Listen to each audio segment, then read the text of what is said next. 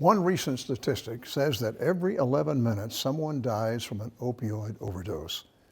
Today, former addicts tell their stories next on Significant Insights.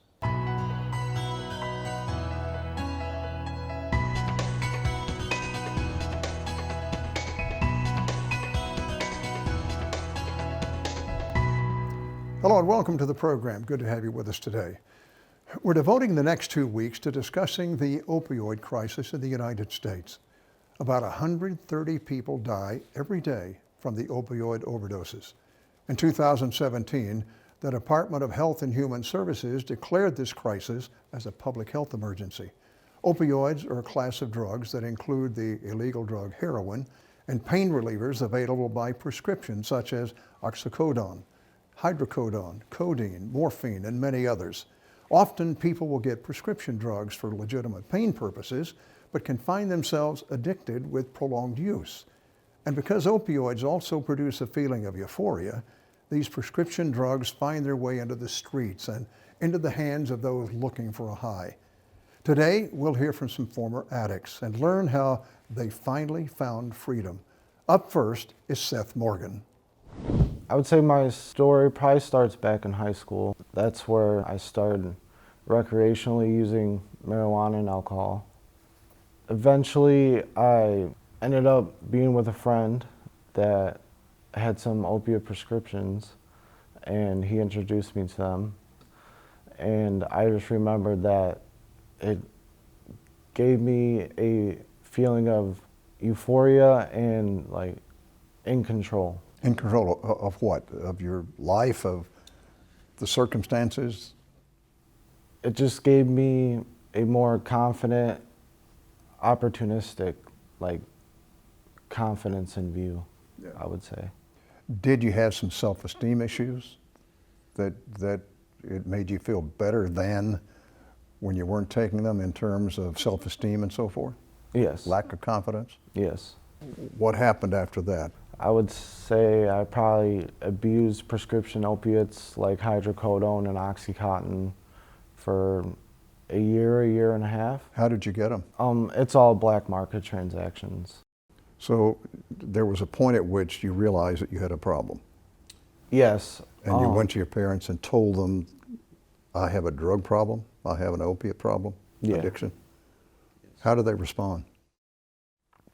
I would say it took them by surprise. They were understanding. I would say that by then they kind of knew something was going on by the way I was acting and how I was living my daily life. And, you know, all they wanted to do was help me. Seth went through a short detox program, but it wasn't followed up with any counseling or further treatment. Coming up, Seth finds himself looking at a prison sentence for heroin possession.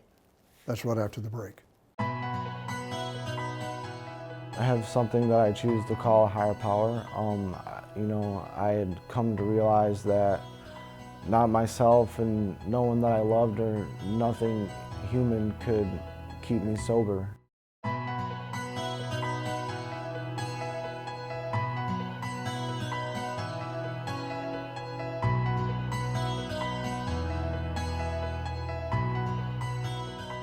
Today, we're talking about the opioid crisis by hearing the stories of former addicts. Seth Morgan started using marijuana and alcohol as a teenager, then graduated to prescription and addicting opioids like hydrocodone. He tried a detox program, but returned to the same friends and the same activities. He also continued to use marijuana and alcohol. He knows now that those were huge mistakes. Eventually, he began using heroin and was quickly addicted. He says he was a slave to the drug. His addiction led to an arrest for possession of a controlled substance. He was facing a prison sentence of 1 to 3 years, and that's when the Will County court system offered Seth a second chance. He could avoid prison, but he had to enter their drug court program. This meant following a strict and structured plan for getting and staying into a rehabilitation and recovery program. So tell me about what happened through that court program and the changes that you began to experience. You have to show them that you want to change. If you don't want to change, then there's other people that do want to change that can have your place. So you go to jail? Yes. Yeah. So at what point during this did it connect that you really did want to change? I would say between about a month into being incarcerated, waiting to go to a treatment center, I finally, just, I would call it surrendered, and I was like, anything that the problem-solving courts and the rehab that I go to, anything they tell me to do, I'm going to do, no questions asked. What were some of the things, Seth, that you learned in that program? When I was in treatment, that's where I found a 12-step program, and I did multiple, they're like treatment goals. Yeah. And it would be stuff on like mindfulness and self-esteem and future planning. Getting your life better organized? And Yes, because growing up, I was growing up in age, but all the stuff that I needed to succeed and run a manageable life, I had put off. In the 12-step program, they also talk about the higher power. What part of the higher power did that play in your life at that point?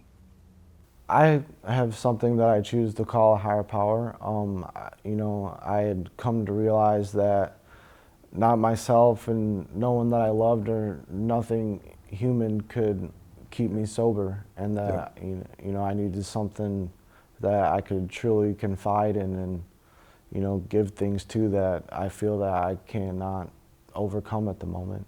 So how do you maintain your sobriety? I continue to live a 12-step lifestyle.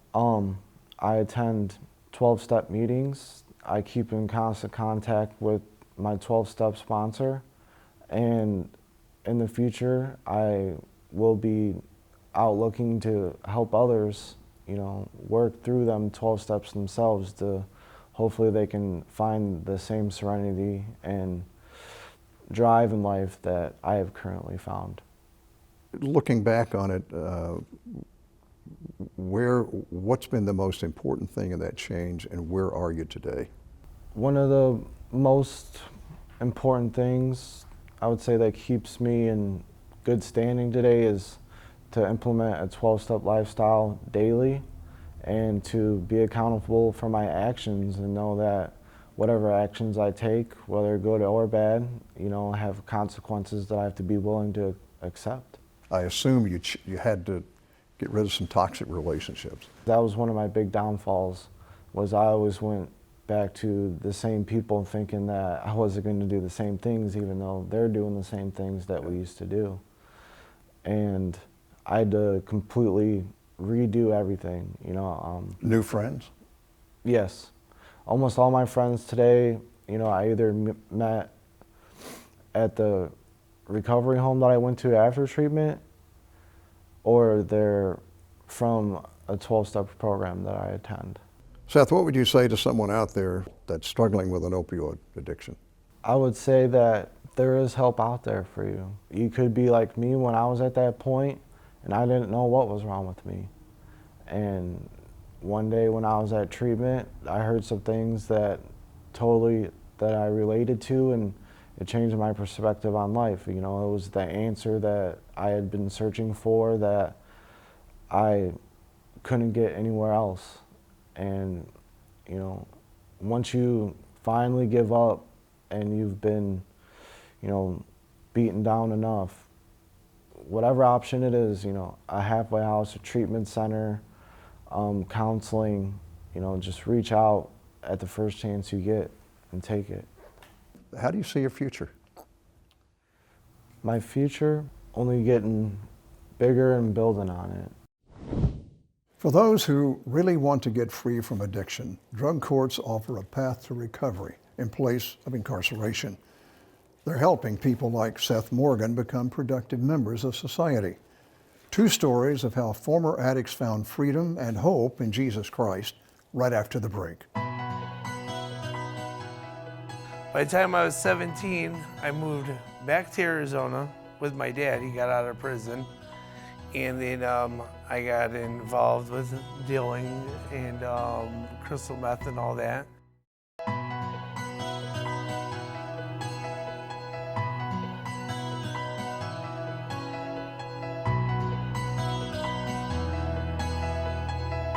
Welcome back. Today, Chaplain Steve Matowick serves as a senior program coordinator at Wayside Cross Ministries, which is a Bible-based, Christ-centered recovery program in Aurora, Illinois. Steve has his own story of addiction and recovery and can relate well to the men in his program. He is joined by Kevin Page, who was helped through the program at Wayside Cross. Steve, Kevin, thank you for being with me on the program. You have a jail ministry, but Yes. also you have a ministry to those with addictions, and you know really from experience what it's all about because you've gone through Yes. your own struggles with addiction. Talk about that. Yeah, I was, as a teenager, I was a big jock and played sports all year round. Then had a knee injury my freshman year of high school, and ended up getting around the wrong group of kids. And at the same time, my father was acting out in some alcoholism, and my sister eloped with a guy named Vegas Vic. He mentored me for the next 3 years and helped me learn how to gamble, use drugs, and abuse women. What kind of drugs did you start on? I really actually started on some hallucinogens, mescaline, and then started smoking pot. You didn't start easy. You started on some dangerous stuff. I did, and then it escalated into using LSD, and then cocaine, snorting, and then eventually I was mainlining cocaine. So when I was telling Kevin, I said, I'm so thankful in 1973 that cocaine was half the price of heroin. Otherwise, I probably would have died. And the guys I was doing the cocaine with 10 years later, they were on the memorial board of our high school reunion because they got into H. Are there triggers that are causing other young people to also get into drugs that way? I see the biggest thing, if my dad was sober and could have taught me the basics of the fact that God created me, He loves me, and has a plan for my life, I think I would have been able to weather the transition of puberty, of going from a boy to a man, and then just getting into this worldly living. What was it that happened that brought about the change in your life? I was flunking out of school, because I was lying, cheating, and stealing every day, and then it was the guilt and the shame from the guilt that just brought me to a point where I said, God, will you help me? How did you know God would help you? Well, because that was my older brother. So my older brother, when I was 13, he was 18, and he was at Purdue, a freshman at Purdue, and he was always used to beat me up as an older brother would. And he came back that first Thanksgiving, and he came up to me. Usually that meant he was going to hug me and then put me in a double leg takedown and headlock. He hugged me and said, Steve, Jesus loves you and has a plan for your life. And he was different. Wow. And that was the same time where I was evaluating on this knee injury of who to hang out with. And I ran from God then these next several years. And my brother was praying for me. But that was the first changed person I'd ever seen that had peace and joy in their life. Kevin, tell me Yes. about yourself. What happened to you that got you into addiction? You know what? I was about 11 years old. My little brother was 2, and we moved back from Arizona. Didn't have my father around, so. Another case where your father wasn't there? No, yeah, he wasn't there. He actually went and got 5 years in prison. And by the time I was 12, learned the streets a little bit. By the time I was 13, I was selling on the streets and everything, and got into weed, cocaine. And I think I wanted to do it just to get accepted, to be that cool guy, and that's what happened. Was it the cool guys that were involved in drugs? Yeah, well, a lot of gangs and all that, yes. And by the time I was 17, I moved back to Arizona with my dad. He got out of prison. And then I got involved with dealing and crystal meth and all that. Your dad got you into drugs? Oh, yeah, it got me started with how to sell it and all that, and how to do them, and It was like if I didn't do them, my dad, it seemed like he was more like a best friend because he wouldn't hang out with me if I didn't do them. But because I did them, I felt like I was part of the team, and I actually, he went back to prison for almost 15 years, 15 and a half years he got. And then by the time I was 19, I came out here, and then about a year later, that's when I started getting into the opiates really bad. I was probably about 20 years old, just with the pills and stuff. Were they being sold on the street? At first, I actually smashed my finger, and I was able to get some narcos. They actually prescribed them to me right there at the emergency room. When they gave you the opiates, did they ask any questions? Did they ask you, Your pain have level, you ever, basically. well, the pain level, but have you ever been addicted to drugs or anything before we did give ask you this that. this very addictive pain medicine? They asked that, but and they did ask that, but I lied and I told them I didn't have an addiction, And at that time, they really didn't have too much of a background on me. So now all of a sudden you've taken another step into opiates. What happened with that? Actually, I ended up getting into the heroin. I snorted it for 5 years and then started. The opiates led to heroin? Yes, they definitely did. The narcos and the oxy is actually more expensive than the heroin. The heroin is cheaper, half the price. And then it gets you more higher. So everybody wants to run to the higher drug. I did that for about 7 years, and I had a little brother. His name's Brandon, and he actually ended up overdosing off of it. How did he get in drugs? Through me, because my dad kind of taught me, and I didn't think about it because I was so high that I taught him in that way. Fentanyl overdose. What did that do to you? That shut my world down in a way, into a real deep, dark place, because at that time I didn't want to be here anymore. I was trying everything in my power just to ease the pain and go away. So that became more of a reason at that point for you to take even more drugs. Oh yeah, double it. Yeah. Did overdosing scare you at that time? No, not at all. I wasn't even, at that time I was not afraid to die, no. Wow. And that's why I'm glad I, sobered up, and I'm actually happy to live. So how did that happen? It took me to hit rock bottom, honestly. And I met Pastor Steve here at my mom's wedding, and we were at the reception, and he could tell I was on something, and he even asked me, he's like, "Are you okay?" And I told him, "Yeah, everything's all right." He's like, "If you need anything, let me know." And then we met again at my brother's funeral. And when we met at my brother's funeral, after the funeral, we were talking and stuff, and I don't know exactly how you worded it, Pastor Steve, but he said, you could take your brother's death and it could be a wasteful death, or it could be a meaningful death, as in you could take this death and make it mean something to other people, and get sober and because at that time I still wasn't sober, and I was thinking, I'd never get sober again. And, I found the Lord and got reborn on November 21st of last year. And I've been off opiates since October 2nd of this year. So It's been 1 year. Wow. And if Incredible. It wasn't for the people praying for me, my family, my mom definitely, Pastor Steve here and everybody, they all helped me with fellowship, and they've helped me in my deep, darkest times, and I really appreciate that. Steve, you had you'd seen Kevin, you'd seen what was happening in his life. There's got to be a point you look at him and say, too late. Working in recovery, there's a lot of emotional ups and downs. I worked with his younger brother, and his brother actually went through for over 3 months with our program the year before that, and he was doing well, and then he disappeared. And we had a lot of people praying for Kevin that he would want to, what we call, make the turn. Yeah. He'd come to his end. And at the same time, we would pray that the Lord would protect his soul. Normally, I'll pray that they'll get busted, and I can meet with them in jail. They get sober, and then we start to work with them, through probation.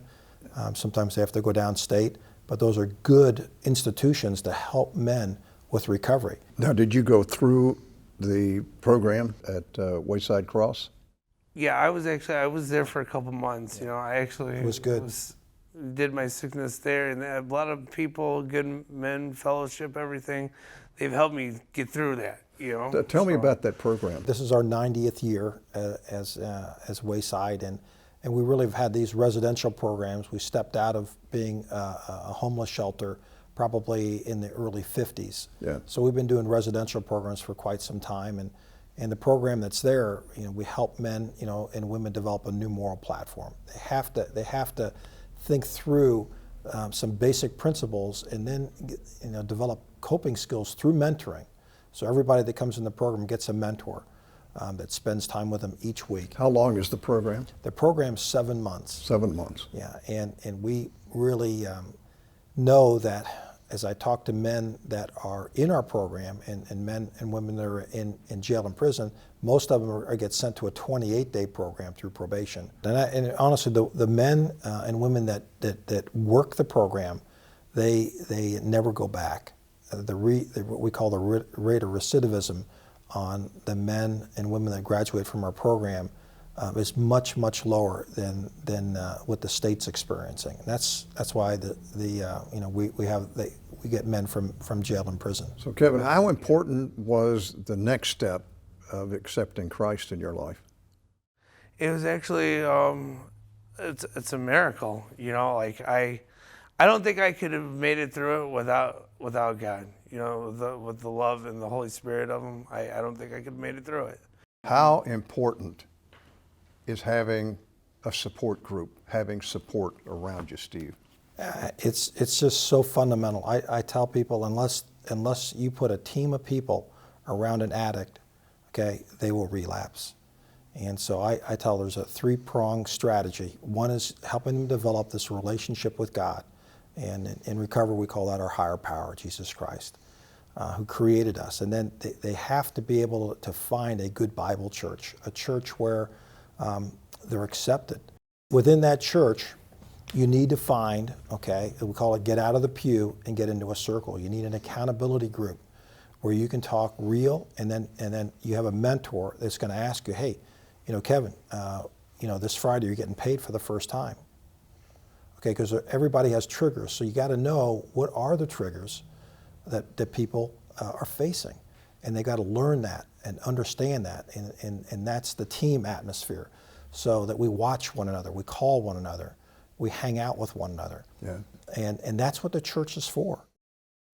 I'd like to thank our guests who are on the program today for their really insightful information and for the hope that they have brought us and how they have dealt with it and how they've been able to come through it.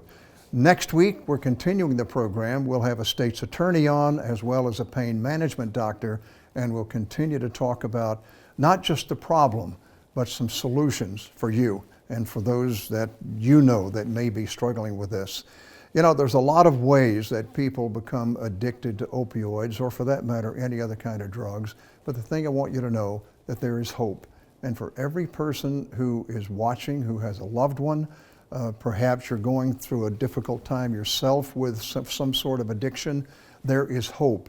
And a couple of places I'd like to recommend. One, of course, is a Christian organization that I know a lot about because I've served on the board of directors for a number of teen challenges, and I know how successful they are in helping people to be able to get past their addictions, and they do that through finding Jesus Christ and finding and letting God help you work through it. That's one organization that I highly recommend. Another, of course, is Celebrate Recovery. And I would encourage you, if you have someone you know that needs help, contact someone, get help, get past it, deal with it. It is absolutely crucial. Thank you for joining us. God bless you. See you next time.